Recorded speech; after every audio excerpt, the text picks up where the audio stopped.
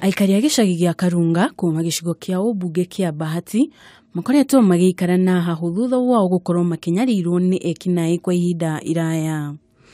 Aikari aya aria maihuirwo ni marakara marauga miitu iyo ikoretwo ikiuraga andu o udumwe na gubunja nduka ciao. Peter Gitau ni umwe wa ahuri biashara mwena ucio na arahonia nguraro thutha wa kurathwo ni ekinaai aria matabanagia wici muthenya wa Juma nduka-ini itiganite mwena wa Karunga. Kutoka kwa barabara nikasikia watu kusema ndio wakora. Sasa kupotea ikanipata.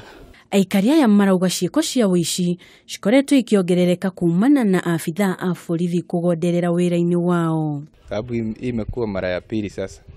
Waizi wamekuwa wakikuja hapa wakiwa wamejihami, watu hatari sana.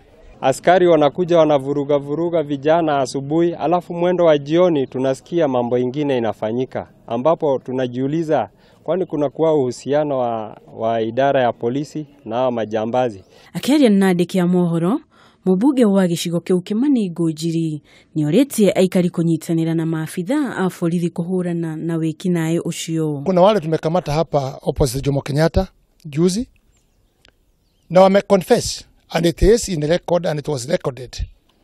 Isije baadaye ikaanza polisi waanze kuchunguza mambo haya. It is recorded, they confessed na wakasema wamekuwa akiiba na nani na wakuwa akifanya kazi ya aina gani na marafiki yao kutoka Nakuru town ni gani. Giripotera shesheni ya Kameme TV, jitagu Njeri wa Kamau.